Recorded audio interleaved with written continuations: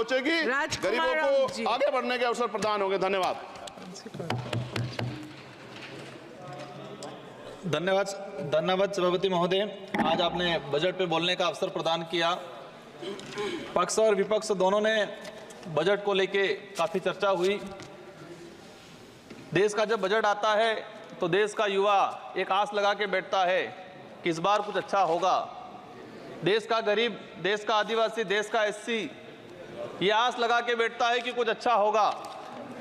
हमारे राजस्थान की बात करें, राजस्थान में डंका बजा रहे थे कि डबल इंजन की सरकार है, सब कुछ हो जाएगा। लेकिन केंद्र का बजट देखा, राज्य का बजट देखा, कुछ नहीं हुआ। और पूरा देश का एसटी, एससी, आदिवासी समुदाय हो, युवा हो, सब ये लग रहा है कि ये डबल इंजन की सरकार की दावा करने वाली इस बार का जो बजट है वो कहीं न कहीं सिर्फ बिहार का, कहीं न कहीं आंध्र प्रदेश का और सरकार बचाने का बजट साबित हुआ है। और कहीं न कहीं ये जुमलेबाज का जो बजट आया है इस बार, देश की जनता देख रही है। मैं उस लोकसभा क्षेत्र से आता हूं, बांसवाड़ा। मैं बांसवाड़ा डूंगरपुर की जनता को धन्यवाद देना चाहता हूं जिन्होंने मुझे चुन के भेजा। वहां पर हमारे प्रधानमंत्री जी ने कहा था कि जिसकी कोई पहचान नहीं है, जिसका कोई नाम नहीं है, जिसका कोई रिकॉर्ड नहीं है, ऐसे व्यक्ति को जिता के क्या करोगे।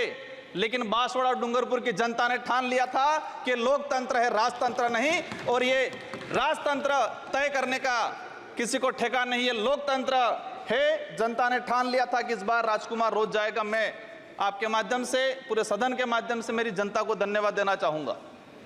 मोदी जी ने कहा था वहां के बड़े बुजुर्गों को कि घर घर जाके राम राम बोल देना और चुनाव जिताना।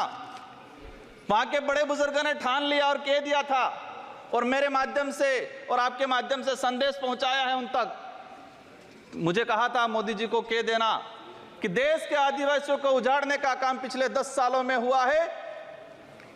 देश के अंदर धर्म की राजनीति हुई है। देश में 15 लाख रुपए बेरोजगारों को नौकरी देंगे यूं करके 10 साल राज किया है। इस बार हम सबक सिखाएंगे। और उन्होंने मेरे माध्यम से मैसेज पहुंचाया है कि गुरु गोविंद की धरती है, मावजी महाराज की धरती है, संत सुरमाल महाराज की धरती है। मानगढ़ दाप में 1500 आदिवासी शहीद हुए थे। मोदी जी 2 बार आए, लेकिन मानगढ़ के लिए, आदिवासी समुदाय के लिए एक शब्द नहीं बोल के गए, कुछ नहीं करके गए। तो उन्होंने मैसेज पहुंचाया है कि आदिवासी समुदाय जाग गया है और अब वो आदिवासी समुदाय नहीं रहा जो बहका में आ जाएगा और वोट दे देगा। माननीय सभापति महोदय, जो वर्तमान स्थिति बनी है बजट के अंदर, मैंने देखा धातुओं का खनन को लेकर उद्योगपतियों को टैक्स में छूट दी गई। लेकिन ये खनन कहाँ हो रहा है? धरती पे हो रहा है, हमारे देश में हो रहा है, पहाड़ों में हो रहा है, जंगलों में हो रहा है। और वहां पर जीव जंतु रहता है और आदिवासी समुदाय भी रहता है। लेकिन आदिवासियों के समय के आदिवासियों के लिए क्या प्रावधान किया गया? आदिवासी इलाके के अंदर देखा जाए, आदिवासी समुदाय बैठा हुआ है, उसको जमीन का पट्टा नहीं मिला हुआ आज तक, आजादी से पहले से बैठा हुआ है, लेकिन वो जमीन की बात करेगा। सभापति महोदय, यहाँ पर सत्ता को लेके होड़ मची रहती है, सत्ता पाने को लेके बोला जाता है। मैं जो कहना चाह रहा हूं, हमें सत्ता नहीं चाहिए, हमें हमारा अस्तित्व बचाना है, हमारा स्वाभिमान बचाना है, हमारा जल जंगल जमीन बचाना है। और देखा गया देश के अंदर आदिवासी समुदाय जल जंगल जमीन की बात करता है तो उसको नक्सलवाद का ठप्पा दे दिया जाता है, उसको नक्सलवाद के नाम से मारा जाता है। छत्तीसगढ़ का बस्तर का इलाका हम देखते हैं, 11 साल की बच्ची को मारा जाता है और कहा जाता है कि नक्सलाइट थी। 3-3, 4-4 साल के बच्चों को मारा जाता है, गर्भवती महिलाओं को मारा जाता है। आदिवासियों की, जब भी आदिवासी समुदाय अपने हक अधिकार की बात करता है तो उसको नक्सलवाद का ठप्पा लगाया जाता है। सभापति महोदय, आदिवासी समुदाय को या एससी समुदाय को फ्री की योजना, हम कहते हैं हमें फ्री की योजना मत दो, हमें हमारा हक दो, जल जंगल जमीन का मालिकाना हक दो। और संविधान के अंदर शेड्यूल 5 के अंदर, शेड्यूल 6 के अंदर जो रिजर्वेशन पॉलिसी लागू की है उसको धरातल पे लागू किया जाए।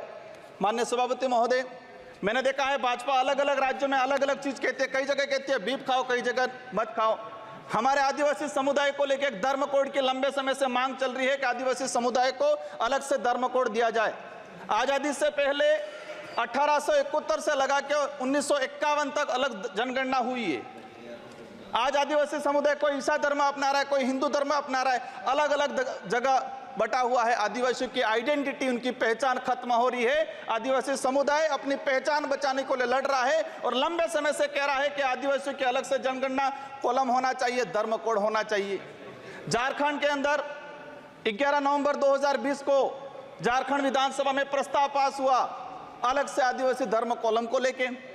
वहां विपक्ष में भाजपा थी और भाजपा ने समर्थन दिया और कहा कि आदिवासी समुदाय धर्म व्यवस्थाओं में भले हिंदू हो ईसाई उसमें नहीं आता है, आदिवासियों की अलग परंपरा रीति रिवाज है, उनको धर्म कोड जारी किया जाए।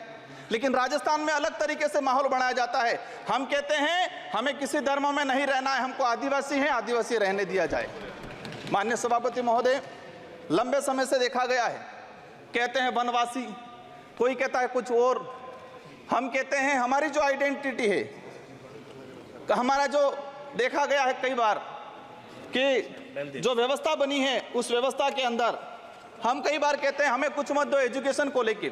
नई शिक्षा नीति, मुझे लग रहा है अभी घंटी बजने वाली है, मैं 2 मिनट में मेरा समाप्त करूंगा। नई शिक्षा नीति के तहत यह प्रावधान किया गया है कि 6 साल का बच्चा होगा, इसके बाद उसको पहली क्लास में एडमिशन दिया जाएगा।